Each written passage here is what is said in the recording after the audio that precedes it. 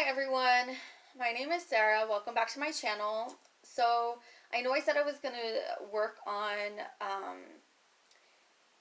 doing my favorites, continue on with that, like favorite witchy movies, favorite witchy things. However, I've decided that I'm going to discuss the pendulum today, and we're going to talk about shadow work, what's happening with society, and we're also going to go down the road of things that might trigger you, such as the true meaning of Baphomet. So, if anyone's too scared, exit now. So, anyway, I have a lot of people who ask questions about the pendulum. And so this is the first pendulum I ever got. I got it while I was studying hypnosis. So some people think like, oh, it's so complicated and, I need to have a pendulum and I need to practice and I need one of those little like yes, no mats. And I'm going to tell you something. Not only do you not need a pendulum, but you definitely don't need one of those yes, no mats. Those yes, no mats aren't really going to work because each pendulum is going to be different. Now, if you don't have a pendulum, you don't need to go out and buy one. So I have this necklace, and yeah, it's a crystal in a cage on a string, but you could use any necklace. So I'm just going to show you, you can use any, and what you're going to do is after you get your crystal home or your necklace or whatever, your pendulum, whatever you're going to use, you cleanse it and then you bless it and then charge it either in the full moon or the sunlight. Bless it by infusing your energy. Since I do Reiki, I use Reiki, plus I hold it up and entrain it to my heart. And I just infuse it with the energy that I want, and my energy, of course. So then once you're done doing all of those steps and you're ready to start using your pendulum, all you do is hold it very still, and you say, show me your yes. Okay, so my yes is going forward and backwards. So then I stop it and I say, show me your no. And it's going side to side. So each pendulum could be different, each, whatever you're using. So let's see what this one it says. So show me your yes.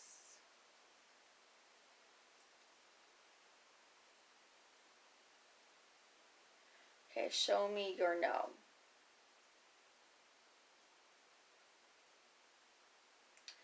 So these two are the same, but they could be different. Now, my spiritual friend, my dear friend, Audra Weeks-Deegan, she's been on this path for a long time as well. She showed me this really cool trick, and when people come into the store and they can't decide what crystal to buy or what they need or what have you, people like to give away their power and say, well, you tell me, or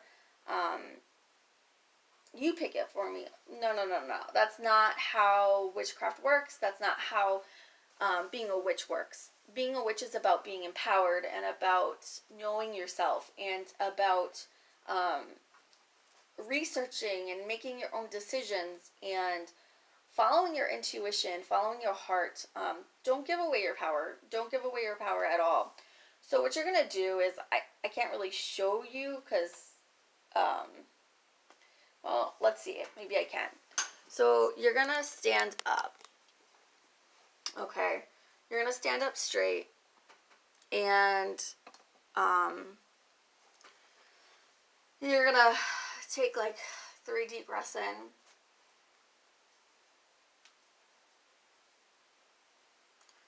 You're going to bring the energy down from your crown chakra all the way down through your feet, all the way down into the center of the earth. And then once it reaches down the center of the earth, you're going to bring that energy back up through the earth, through the soles of your feet, through your ankles, your legs, your stomach, your chest, your throat, and out through the top of your head, and let the energy expand back around you. So now you're grounded and you're centered. You're going to stand with your feet like slightly apart a little bit, and you're going to say, what is my yes? So for me, it's backwards. And I say, what is my no? So it's forward. So that is what I tell people to do when they're trying to make a decision. Now, it doesn't have to be for even anything spiritual. It could be if you have any yes or no question, especially since tarot can't answer yes or no questions. You really need to be able to have other tools in your toolkit. So, I don't carry around my pendulum or pendulums. And yes, I always wear necklaces, but I don't use them as pendulums. I literally use that technique, and wherever I am, if I can't make up my mind on a yes or no, I'll hold the item, up to my heart, or just hold it and just focus on that and say, is this something that I need to buy right now? Like, I get specific, or is this something that will benefit me? Or is this something that, does this want to come home with me? So anytime you're doubting yourself, that's a really empowering, quick, easy thing to do. And I love showing people that. And I really thank you, Aja, for showing me that, because I use it all the time. So, why I brought up Baphomet at the beginning is because, so I helped this woman find the perfect crystals for her, that exactly what she was looking for, and I showed her that technique.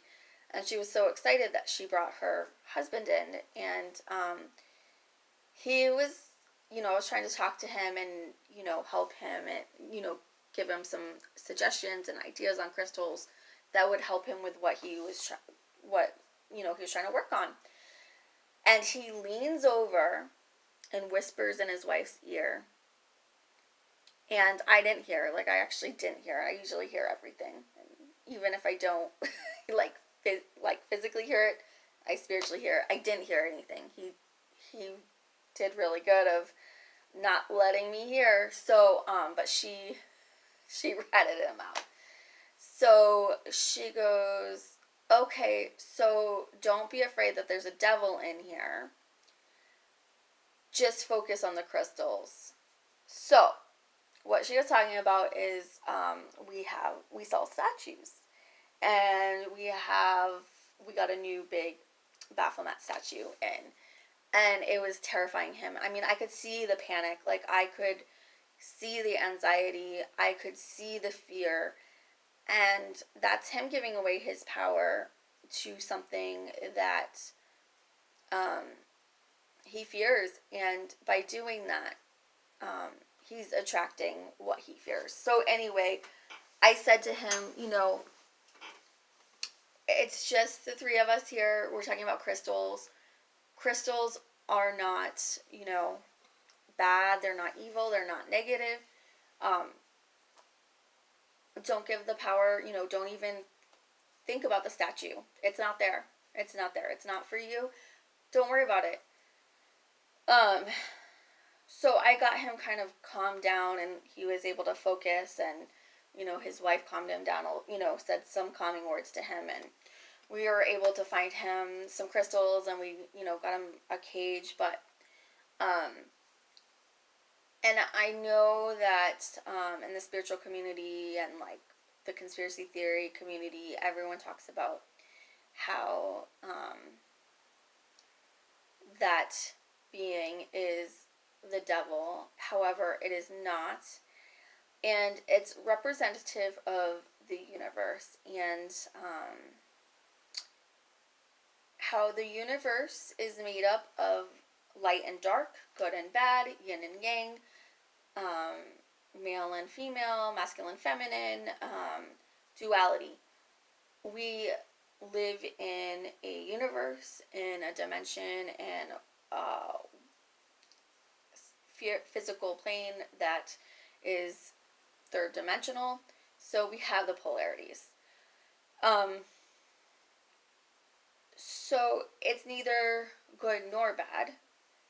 And as I just finished reading Valerie Love's book. Let me see. I think it's How to Be a Christian Witch, and it's really good. And she reminds you that, you know, all angels, you know, they're not like sweet and fluffy. Angels of the Bible will, you know, they can murder you. You know, they can be badass and they're warriors and, yeah, you don't really mess around. You don't really play around with angels. People think, oh, you know, it's safer to work with angels than it is demons. And she reminds you that, well, demons taught humans in the Bible how to, you know, cook, use fire. You know, they taught, you know, magic, right? So, we can't look at it like that. And in the universe,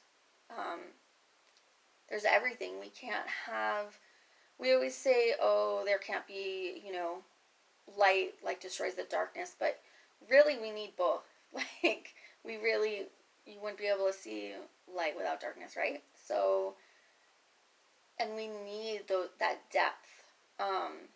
We need that nurturing, I guess. You know, it's like, think of like chocolate. It's so like dark and earthy and nurturing, and why do you think we eat it? For comfort. I mean, it's all of those things. So it's not surprising that when we're stressed out, I mean, yeah, it has all these components, but it's kind of like, isn't that interesting that nature did that? So, and then I follow Mat Auryn on social media, and he is a male witch who wrote this amazing book called Psychic Witch, and he did an excerpt from his book. It's chapter 7, where he talks about what the true meaning is, and he even brings it into light from the craft, and it was just so like interesting, and I was like, you know what, it's so, you know, it's so true, and we are just so scared as a collective, as a society, and it's just really too bad. So he talks about Jung, and how Jung talks about how we need to work on the shadow self. So I'm trying to find,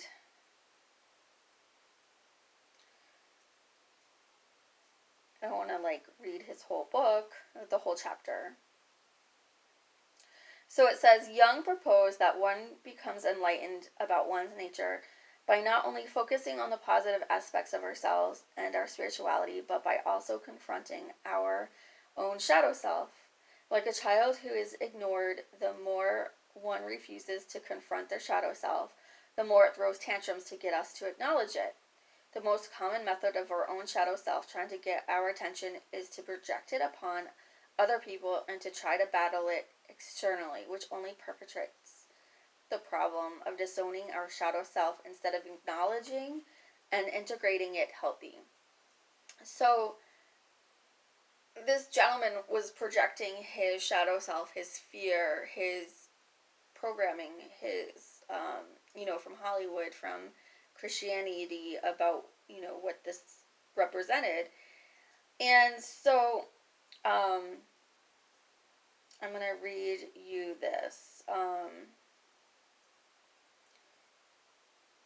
So this is page 106 in his book, chapter 7, and it says, both Jung and many occult traditions place an emphasis on combining opposites into wholeness. Jung refers to this idea as individuation, which is acknowledging the aspect of ourselves that we are unconscious of and integrating them into our sense of self. In alchemy, this is referred to as the great work, and in occult traditions, including many witchcraft traditions, Baphomet is a symbol of that great work. So it says, the image, contrary to popular belief, is not an image of the devil, but rather an image of the universe as a force and intelligent, and a portrayal of the Greek god Pan, whose name was compared by ancient Greeks with the word Pan, which means all. Levi, who created the symbol, the Baphomet, writes that the image of Baphomet is the key to all magic, as it is the source of all magical energy, which he and many occultists of his time refer to as astral light.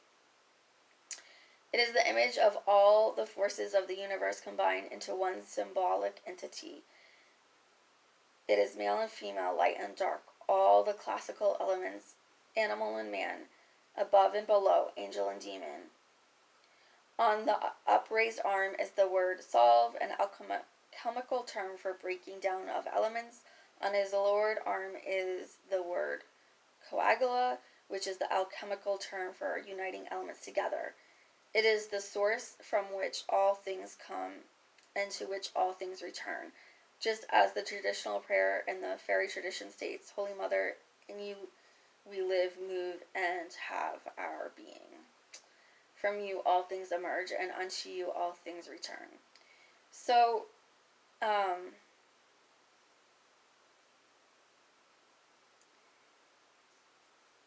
it's just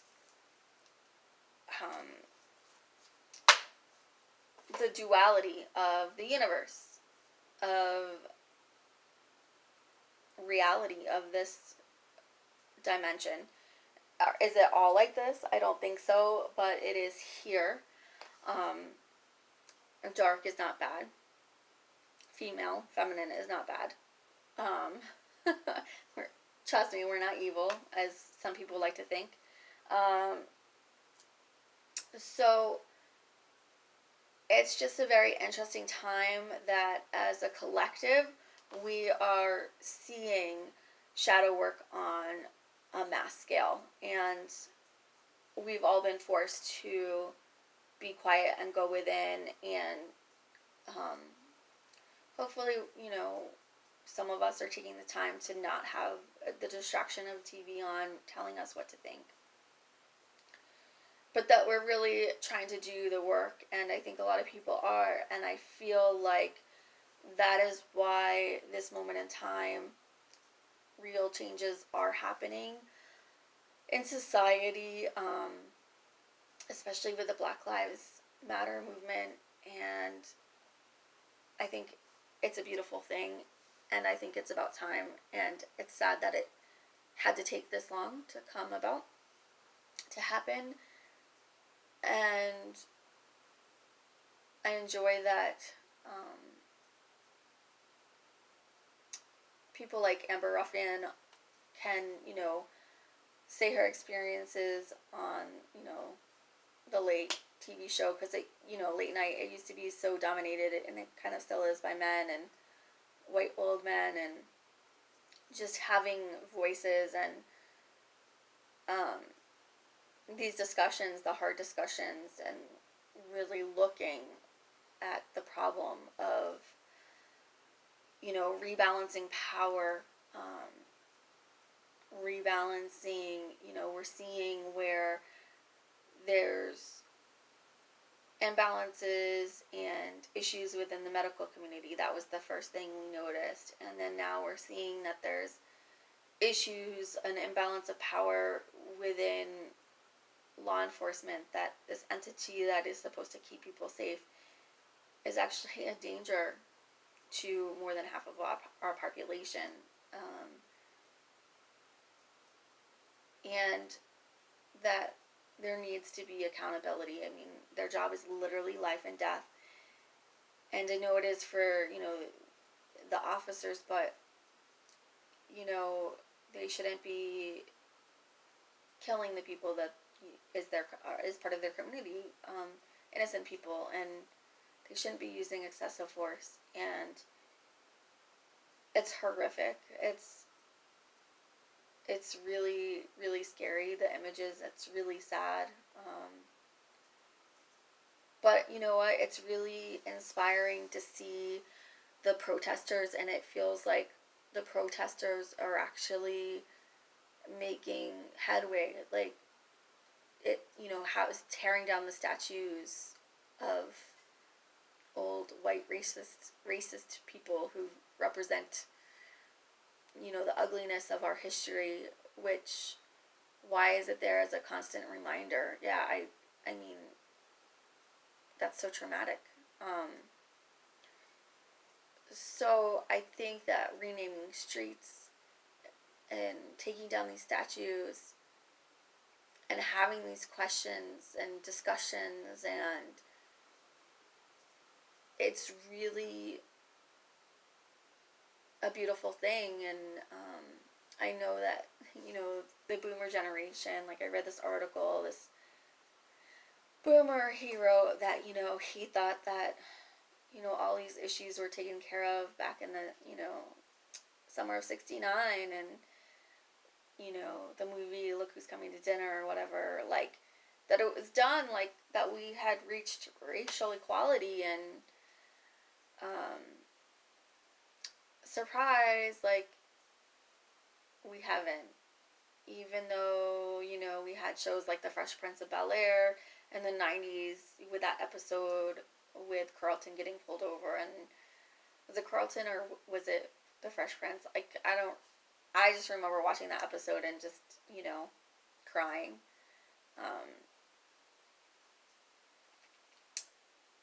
And, you know, no one was tortured and murdered. So, it's just seeing stuff like that. Just, yeah, it like hurts. So, you know, I couldn't imagine, you know, that's where I now see that that's where my privilege is that I can walk down the street and not be afraid that I'm going to be stalked or harassed by a police officer just for existing. And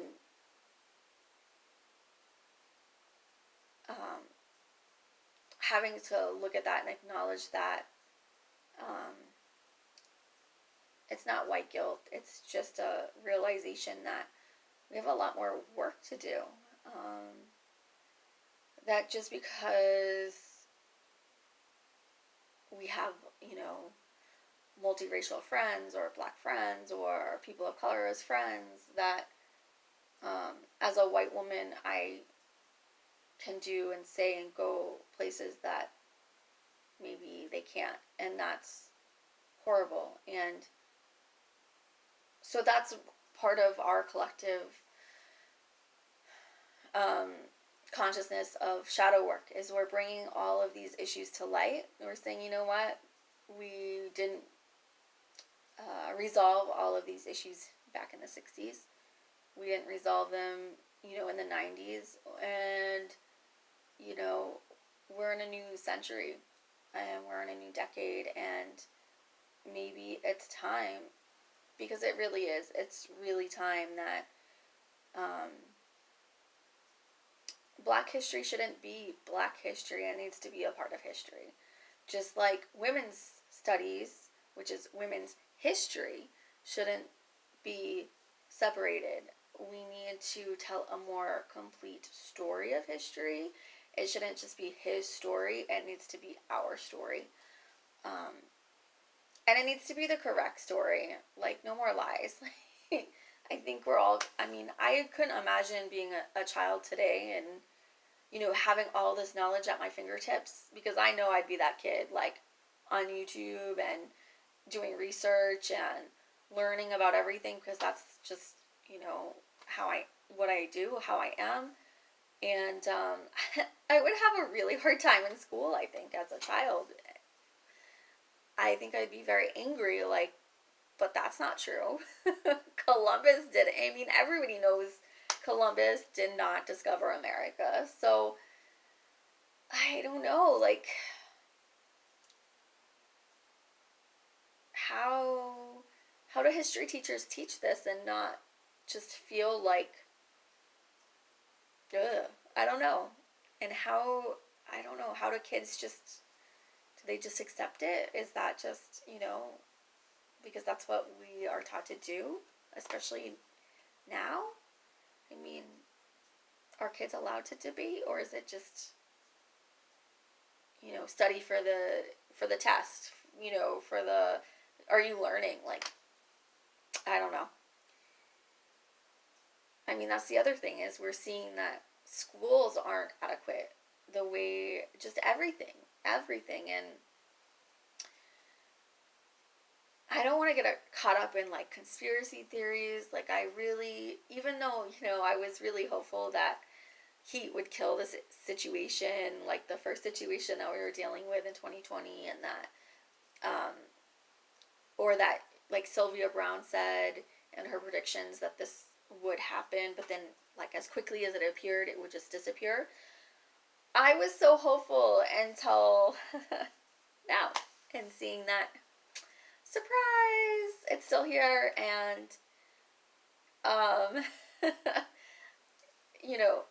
surprise, like, the whole world is working on their shadow self and bringing up all of this stuff that needs to come up and into the light. And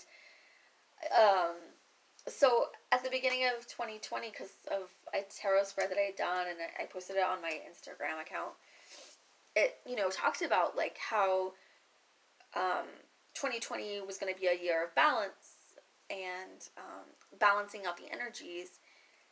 And I don't make resolutions, but what I said I was going to do was not cut my hair, which I haven't. This is my hair, like, this is the longest my hair has been. I used to keep it pretty short because it's pretty hot here in Phoenix. So, but I just wanted to see how long it would get in the year. And, hair, that's another topic of conversation we can have, but hair is very powerful.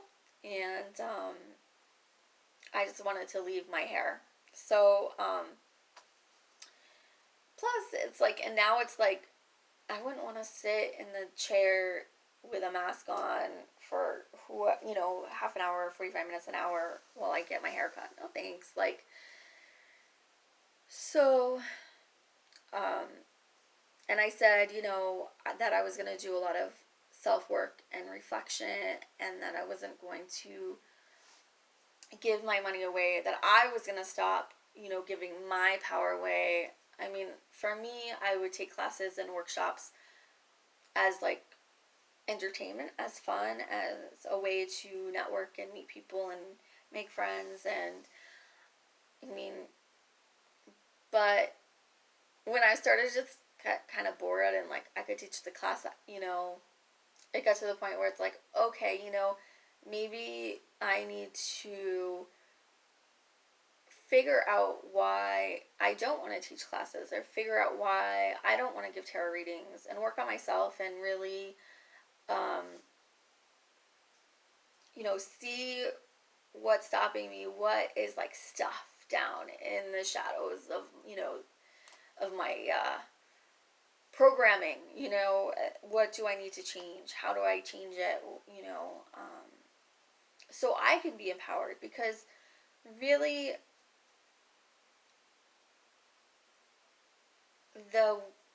this, reality, things only have power if you give it power. So, if we see a statue and we say it's the devil because we don't understand what it is, or we say it's the sign of the devil because we don't understand what it is, because propaganda was placed on us,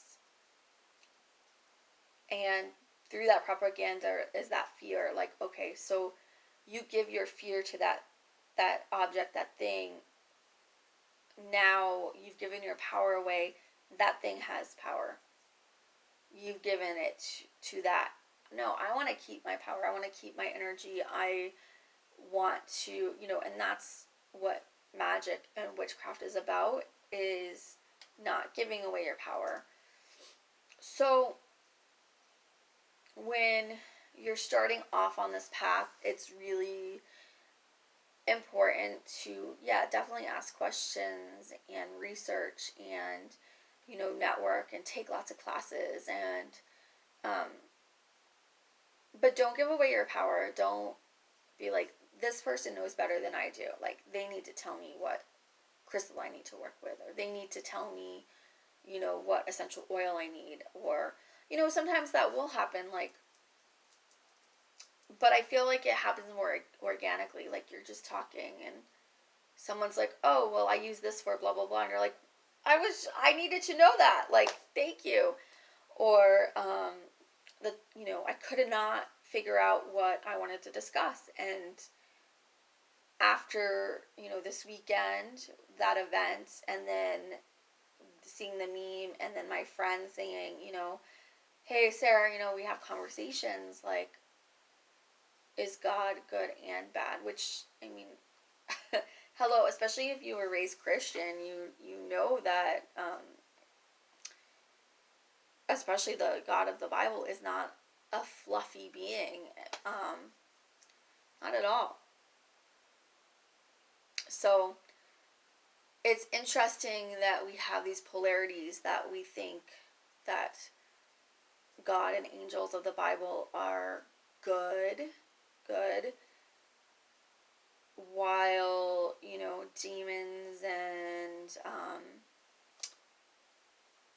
fallen angels are bad, which, yes, anything that's separate from God or the Creator or, is bad. And honestly, so what I think is bad within society is bad within the universe, is being out of balance, is being,